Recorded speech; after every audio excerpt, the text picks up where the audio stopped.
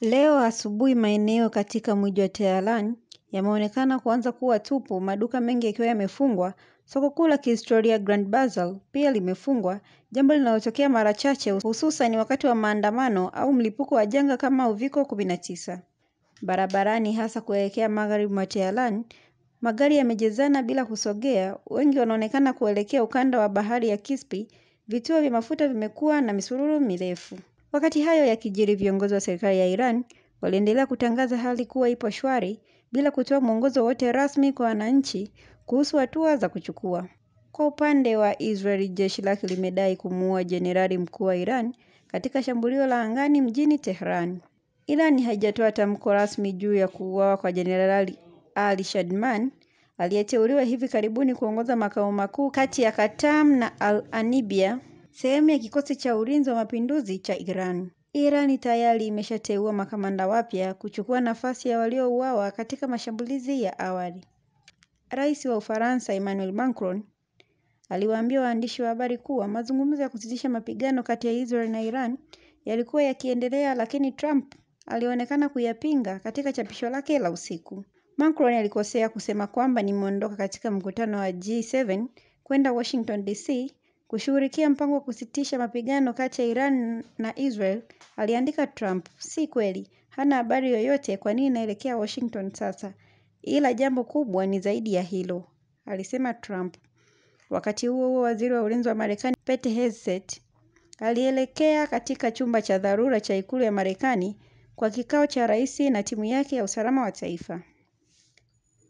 Hegseth hakutoa maelezo kamili kuhusu sababu ya mkutano huo, lakini aliliambia shirika la habari la Fox News kuwa hatua hiyo ni kwa ajili ya kuhakikisha usalama wa watu wao.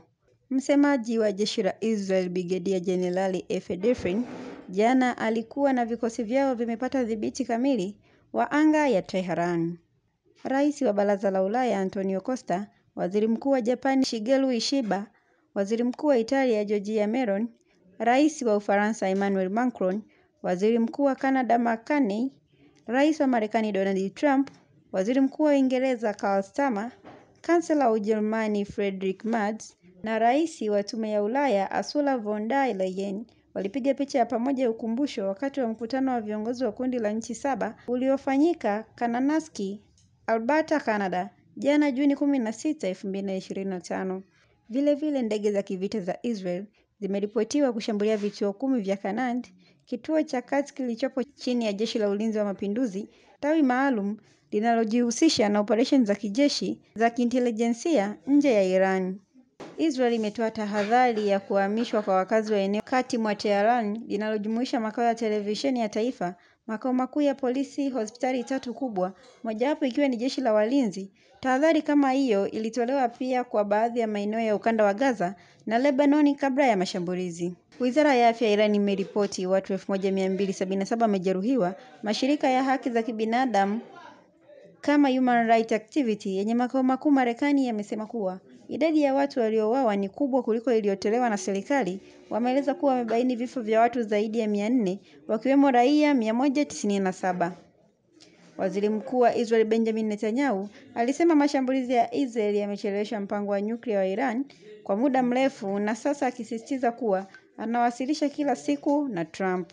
Iran imeshikilia kuwa mpango wake wa nyuklia ni wa matumizi ya amani, huku Marekani na mataifa mengine wakisema hakuna dalili kuwa Iran imekuwa na mpango ulioandaliwa na kutengeneza silaha za nyuklia tangu 2003. Endelea kufuatilia Mwananchi Digital kupata updates mbalimbali.